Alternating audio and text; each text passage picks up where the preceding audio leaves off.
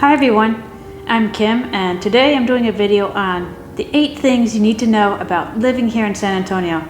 So if you're somebody who's looking to move to the area, I'm a realtor with Keller Williams. I'd love to help you. I can do virtual tours, so please reach out or click the subscribe notification button so you can be notified every time I do a video of what it's like to live here in San Antonio. So for this video, I actually crowdsourced it. I reached out to my neighborhood. A lot of them were once newcomers, and here's what they came back with. Number 1 would be to invest in a water softener. Here we have some pretty hard water in San Antonio. It's got some minerals in it, got some calcium. So it's recommended to find a home that has a water softener, or to buy one, or you can even lease one out. It'll just make that water taste all that much better. Number 2 would be, depending on where you are in San Antonio, we can get some pretty rocky soil. And like we ourselves actually invested in a jackhammer. It might be a bit overkill, but if you're someone who's looking to do some gardening, plant some trees, dig some holes, just something to be aware of. If you're looking for an in-ground pool, definitely recommended to buy a home that already has that in-ground pool. It's a much better deal than if you were to get installed yourself. They don't hold their value when they're sold, that's all. Number 3 would be, San Antonio is called Military City USA, and not without reason. We actually have 4 military bases, so it's pretty much guaranteed you'll run into a veteran at some point while you live here. And get this, our local radio station even plays the national anthem at 12 noon every day. Number 4 would be the property taxes. I touched on this in a previous video, but in case you missed it, Texas has no state income tax, so they make up for it by charging a bit higher on those property taxes.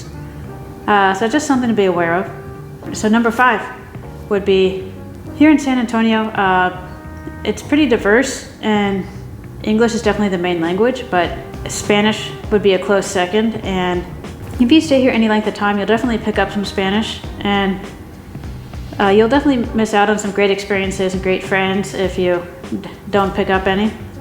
They even have, by the way, if you're interested in it, Spanish immersion programs for the public schools, for preschools, so you can start your kids while they're young, while their brains are primed for that. And then next would be San Antonio, as far as the traffic goes. Here in San Antonio, we have the main road and we have 2 loops. We have 410, which is a loop around the inner city, and we have 1604, which goes around the suburbs. One thing people say around here is you can get anywhere in 20 minutes. Some excellent city planning there. And the highways are about 2 to 4 express lanes on either side and 2 local lanes on either side. And those local lanes feed the local roads and businesses. And if you're looking to go somewhere on the other side, there's what's called turnarounds. And they're basically U-turns that avoid any traffic controls, avoid hitting oncoming traffic. You either love them or you hate them, but you do kind of get used to it. And one joke around here is that everybody in Texas drives over 80 miles an hour. Next would be, this is a question that comes up a lot, people looking to move here to southern Texas, would be the heat and the humidity and how it compares to other cities in Texas. We are farther south than parts of Mexico. It does get pretty hot. July and August can be 100 degrees. Now, as far as that humidity goes, put it this way, it depends on where you're coming from. It really feels like it's all perspective. So for us, we're from the East Coast, and it gets pretty hot and sticky in the summer, so San Antonio to us feels comfortable. Now, when I go to New Mexico, that to me feels pretty uncomfortably dry and desert-like. But I've met people from New Mexico that say San Antonio feels humid, so there you go.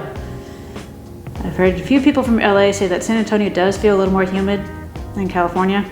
Can't compete with that. Put it this way, Texas is a big state. On our East Coast, we have Louisiana, which with all those swamps and alligators, it can get kind of humid, a bit buggy. And on the Gulf Coast, the southern border of Texas, sometimes you get that humid air coming in from off the Gulf.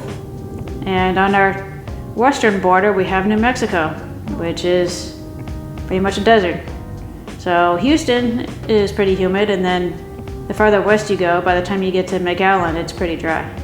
And San Antonio is somewhere in the middle there. And that's all I had for you. Hope it was helpful.